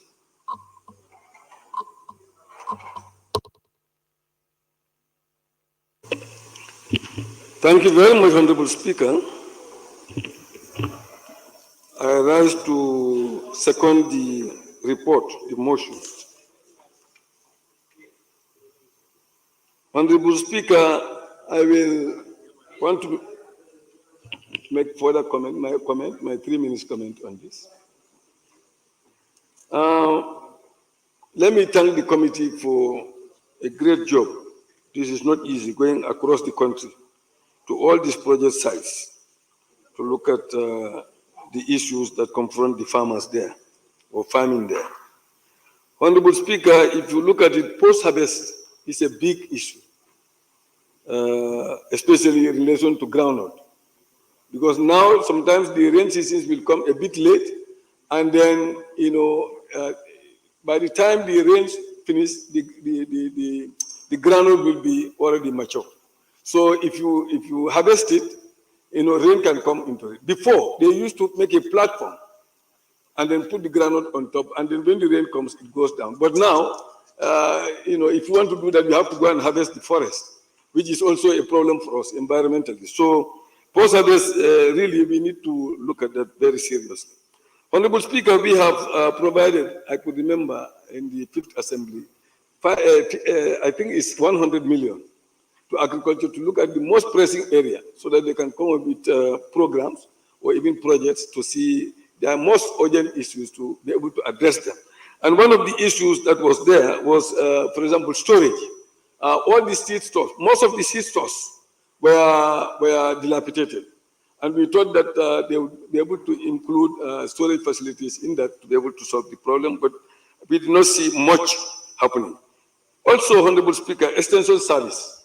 When we were young, extension service was everywhere.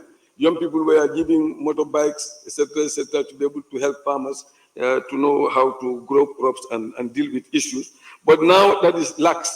And we need to really look at that to ensure that that is revitalized again at the mixed farming centers. And mixed farming centers should also spread, to everywhere. Like in Woodley, there is no mixed farming center. So we need to have a mixed farming center. Yes, seriously, it's not there. Honorable Speaker, I implore on the committee to make a follow-up on specific projects. When you say giraffe, we need to know what they should provide to the beneficiaries. A, B, C, D, and D. Has that happened? If it not happen, F did not happen, A has happened, but F did not happen. And we remind them that these things will happen. Otherwise, the beneficiaries lose. We say 60% goes to the beneficiary. I think it's, 40% goes to the beneficiary, and 60%.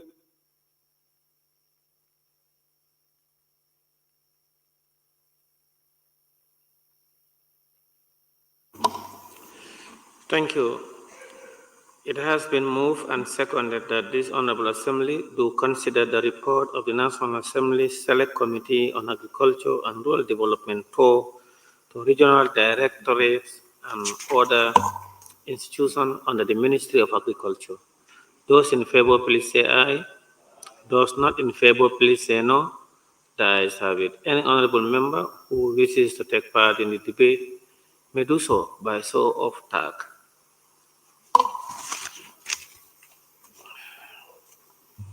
Beginning with the member for All Yundum and Deputy Majority Leader. Thank you, Honorable Speaker. I first of all want to thank the committee for this well-crafted report. Of course, it's not an easy task. Going around the country and then, visiting all the agricultural sites and then presenting a report in Parliament is a daunting task. However, I just wanted to go straight to the report. I don't have much issues with the report, though. Like I used to say, I am not a farmer. I come from the urban center. But that doesn't mean I don't have problem with farming. So, Honorable Speaker, one of the things I saw is affordability of fertilizer affordability.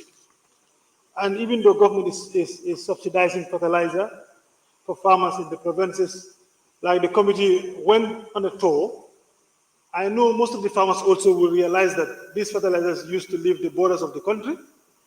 Do they report it? I think the committee also need to delve into that, because farmers also need to be responsible. If they see anybody taking the fertilizer outside the borders, they should be able to report the matter. But most of them will now connive with these people to smuggle the fertilizer, and then they sell it outside the country, and yet we still come here and say we don't have fertilizer. It's not affordable. I think we need to look at that. The other thing also I've seen is the issue of inadequate access of roads to the rice fields. I remember Parliament is a continuity. I remember in the 5th legislature, the then minister came here and said they have resources to do some roads in some of the constituencies.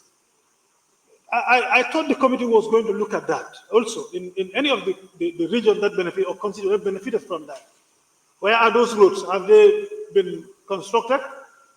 Are they there? Yes. At least they have constructed 2 roads in Upper Salum, but yet they have an issue with 1 or 2 roads, so that we know something has happened in that constituency.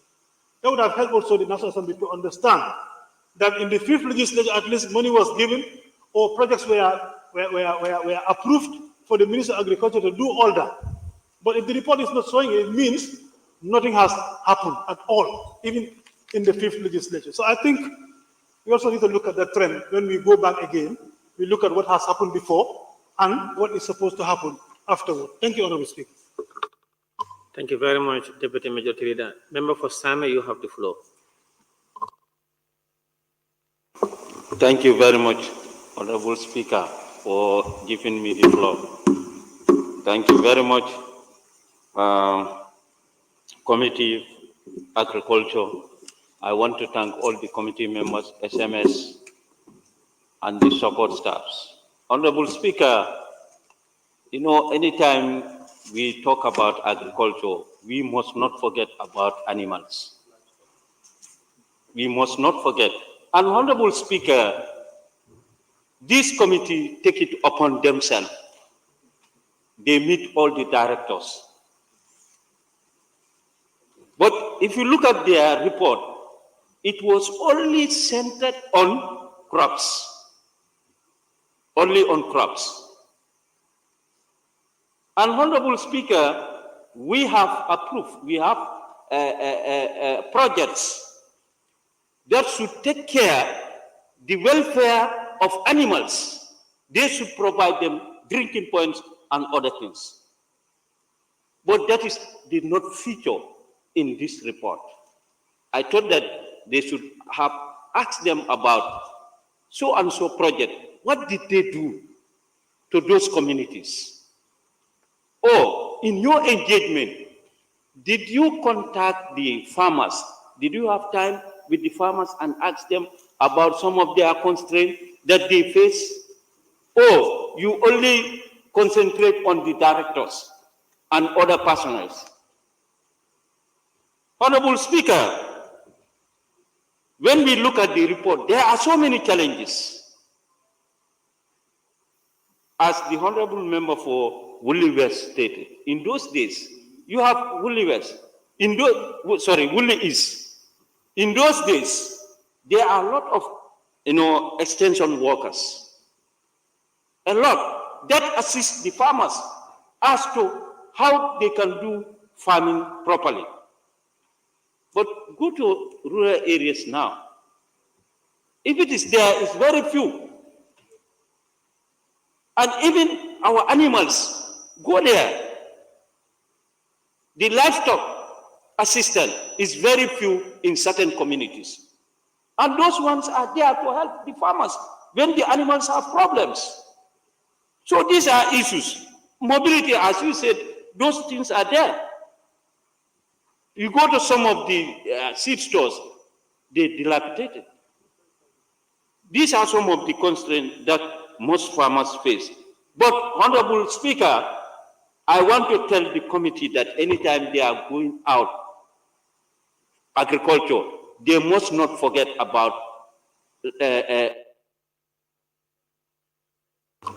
Thank you. Member for Combo East, you have the floor. Thank you very much, Honorable Speaker. Honorable Speaker, I must commend the Committee for Agriculture for their report. Honorable Speaker, I need some clarity here. Having taken reference of the previous report that was laid before us by the PEC Committee, the headings, the topic of the report has just stated, as it has repeated itself here in this report, that the report for this Select Committee on Agriculture and Rural Development on the tour to evaluate the status of the regional directorates and institutions under the Ministry of Agriculture. Having seen this topic, read this topic, getting into the body of the entire report, it has just bring in some areas of confusion wherein my deliberations in this report, where would I refer myself to? But coming into this, we were expecting this report to put in, highlight the structures of these regional directorates and the institutions within those various regions, and their functions and their roles, primary roles to this, and what effect, what are the performances that they are going through, and how can we be able to gauge them as a parliament to be able to tax them and put them on their mandate to make sure that they serve effectively the people that they are being deployed to. Honorable Speaker, besides that, I would just give my own take in the institutions and the directorates of these agricultural directorates, especially in the West Coast. Honorable Speaker, it is good to note, it will be very important to know, farmers are not very acquainted with these directorate offices, and these offices are meant for farmers. The other institutions that are attached within the directorates, especially within West Coast, farmers didn't know the benefits and the effects and the presence of these institutions that you've listed, like the roots. And so very few farmers are afraid to know about these establishments and their effect and their uses. So I was expecting this report to be very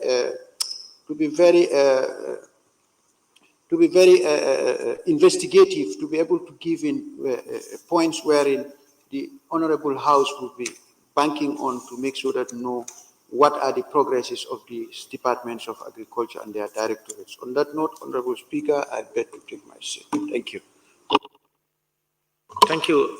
The member for Jara Central, you have the floor. Thank you very much, Honorable Speaker.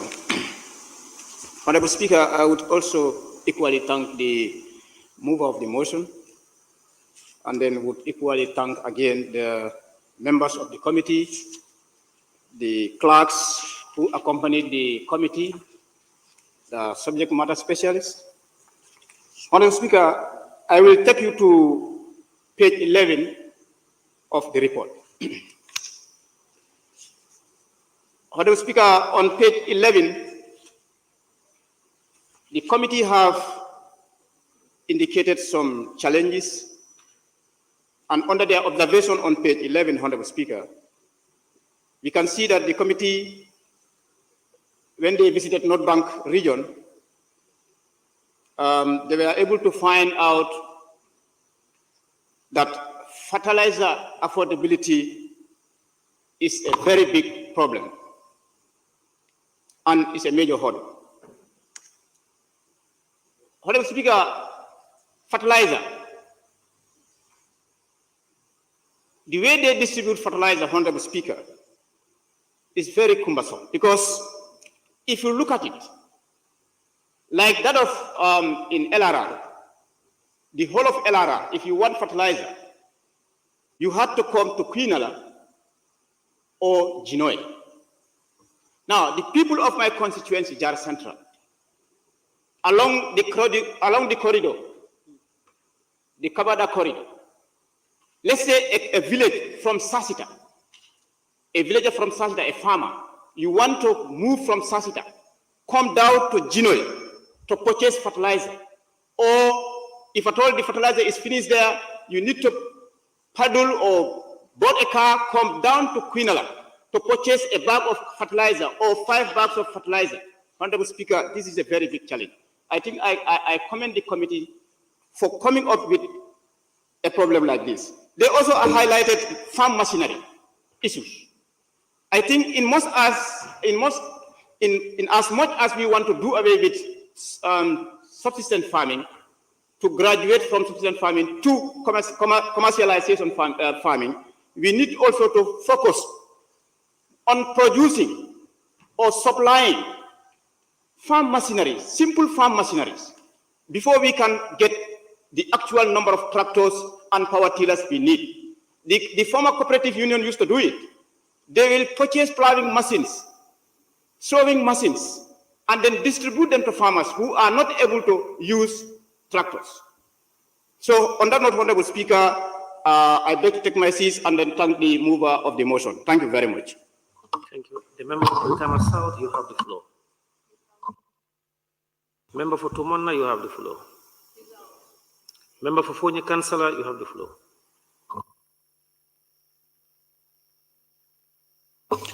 Thank you very much, Honorable Speaker. I thank the committee for this visit to Rural Directorate or institutions under the Ministry of Agriculture. Honorable Speaker, if you go to page 6 of the report, it says rice as a staple food.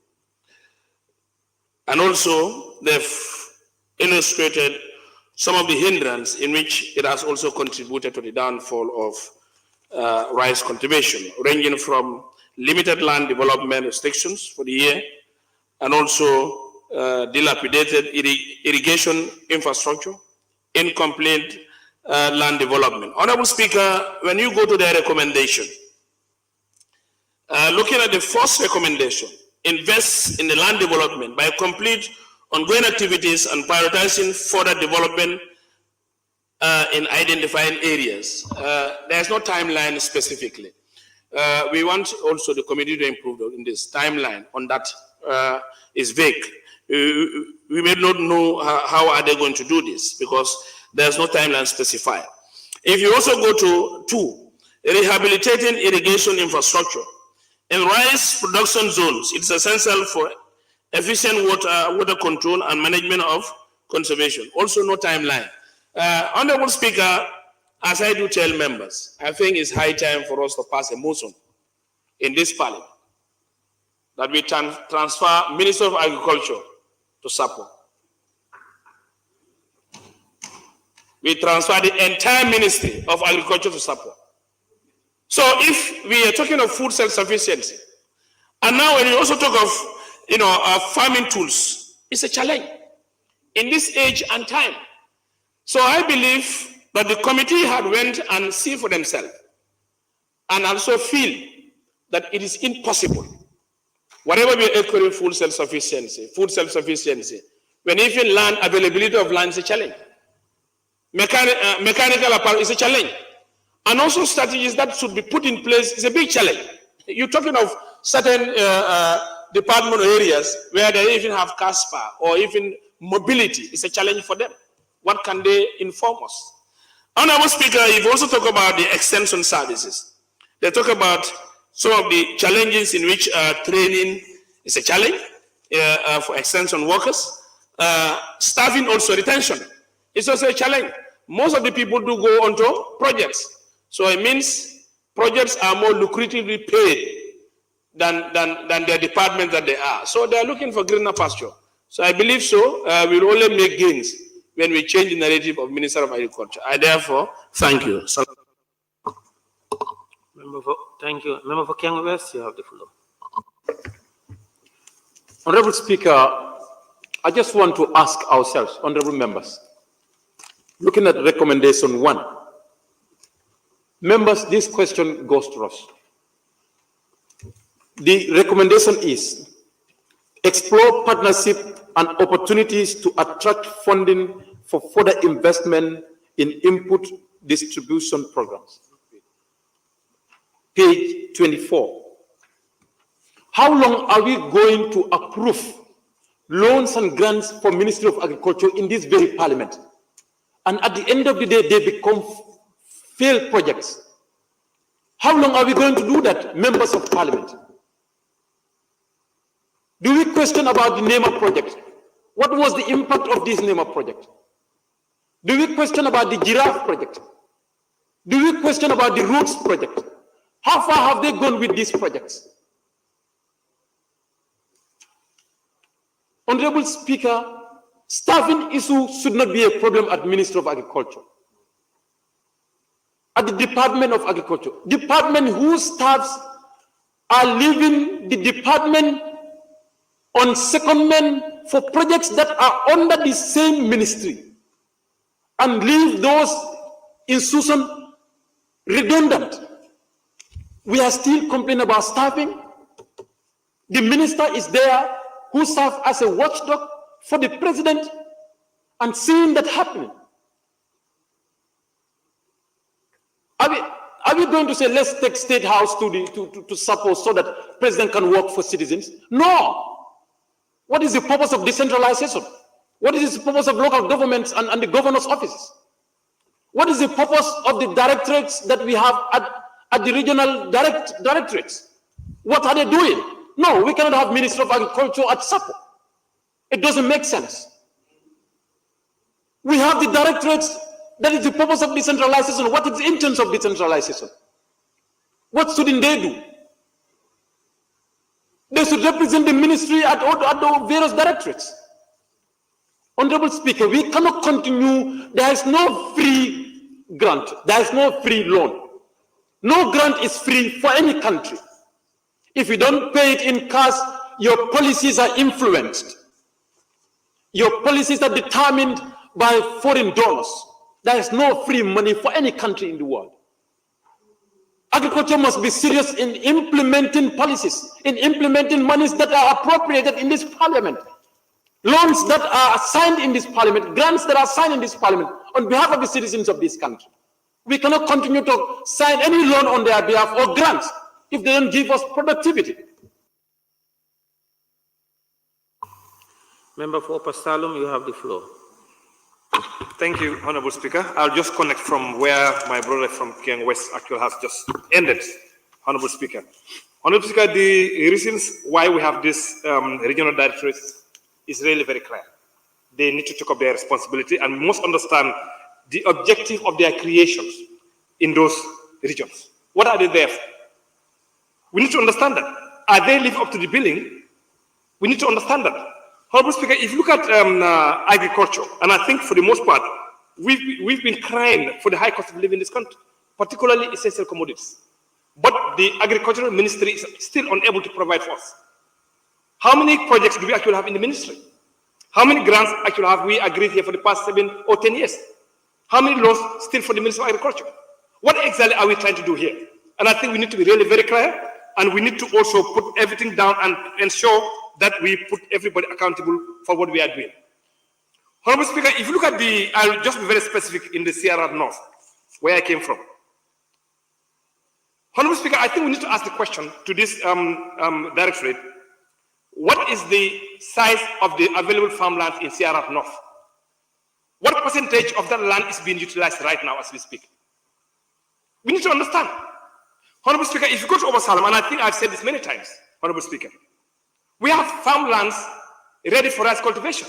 But the problem we have is not even about machines. No, it's about the road to the rice field. It's about salt intrusion. But you talk to them, they don't even mention about anything about that. What are they there for in Sierra North? You look at Obasalam again, we have the Hansiru farms in Bati. You know that area. Goes towards Nyanija. You go to the farms in Daro, in Fargo, farmland in Jare. You go to Bantanto, where we also have the Pakalawaf, where we have the Dandasalas. But they seem not to understand where are they. And these are easy farmlands. The only thing we need is just road to go there and farm. We don't ask for anything else, honorable speaker. But yes, we have them in those regions, Sierra North, doing what? I do not understand. Honorable Speaker, I think we need to commend the committee for going there, trying to find out exactly what are they doing. And I think they need to take it up further to ensure they understand the available farmlands in those areas and what exactly are they doing with them. You will see a surprise, I can tell you. Honorable Speaker, if you look at their recommendations also, I think it's very clear. Now, before we talk about lack of mobility, I mean, how many vehicles do they have? What is the inventory? How many motor vehicles do they have? What is the state of those vehicles? Before you talk about, I don't have a vehicle. Hey, agriculture is not, we don't need vehicles for agriculture. What we need is machines, what we need is road, what we need is irrigation, not motor vehicles. We are in upcountry here. Our roads are not actually good. What are you going to do with a motor vehicle? What we need. Somebody connect and move on. A member for Lower Bodebu, you have the floor. Thank you very much, Honorable Speaker. Honorable Speaker, I'll go straight to the point. I have a different perspective on the situation of agriculture in the Gambia. Honorable Speaker, agriculture used to be the backbone of our economy during the days of Jawara. And some of the challenges which were highlighted here were existing at that time. Yet still, agriculture was doing good. Honorable Speaker, we have more access to farming, modern farming tools presently as compared to the days of Jawara. Yet still, we could not achieve what we are looking for. Let us ask ourselves this question. What is the problem? Why is it that agriculture was doing well during the days of Jawara as compared to our own days? And some of the challenges which are highlighted here, like I said before, we are existing at that time. Mobility was not an issue at that time. There were, of course, extension workers, and I believe still extension workers are there. These are the people that, of course, we are linking, that we are the link between the farmers and, of course, agriculture. Why is it that we are facing food insufficiency in our country? Let us ask ourselves these questions. I believe the government should inject more or try to encourage farmers. Farmers are not encouraged in this country. Could you imagine a bag of fertilizer, $1,000? How many of our farmers can have access to $15,000 at this point in time of the year? When we are, because already we are in the rainy season. And during the President State of Nation address, he said the government is going to purchase 150 tractors to the farmers. Already we are in the rainy season. These tractors will have been distributed 2-3 months before rainy season. If we are serious about farming in our country, I believe we should do more in order to drive hunger from our country. If we don't concentrate on agriculture, there is nothing that is going to be positive for us, because lack of food is something serious. If people don't have food, what do you think they can do? And this is what is confronting our people. Honorable Speaker, on that note, I will better take my seat. Thank you. Thank you. Finally, member for Talending Kunjang. Thank you very much, Speaker. I think that this is why all the more reason we should look at time limits. Most of members were on very important points, but couldn't finish due to time. Now, because agriculture is very important, it deals with our livelihood, our existence as a nation, to be free from all what others are saying depends on our success on agriculture. And I want to highlight the committee. I see some kind of something I couldn't understand in one aspect, because most speakers talk about projects. And then even the attrition, I wouldn't want to belabor too much on that, but there must be strong recommendation. You don't expect the ministry to come with programs. I think it has to do with policies. Like if somebody goes on, there's not supposed to be any secondment. People have skills to offer to projects. They can leave the job they are occupying and go and offer service to projects. While another Gambian, potential Gambian, occupies those space. But they cannot go on projects. Rather, it's like somebody securing their appointments for them as a secondment. That's very unfair to people who are seeking to offer service to government. I think there must be a strong policy